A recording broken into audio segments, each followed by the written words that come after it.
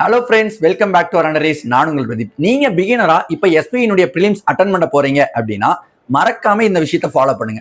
English, reasoning, aptitude 3 section நமக்கு இருக்கு.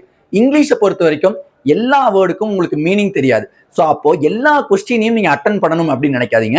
உங்களுக்கு தெளிவா தெரியிற கொஸ்டின்ஸை கரெக்டா ஆன்சர் பண்ணாலே போதும், இங்கிலீஷ்கான ஸ்கோர் நமக்கு வரும். அதே மாதிரியே அடுத்ததா ரீசனிங் போனீங்கன்னா ரீசனிங்ல டார்கெட் பண்ணி கரெக்டா அட்டன் பண்ணுங்க.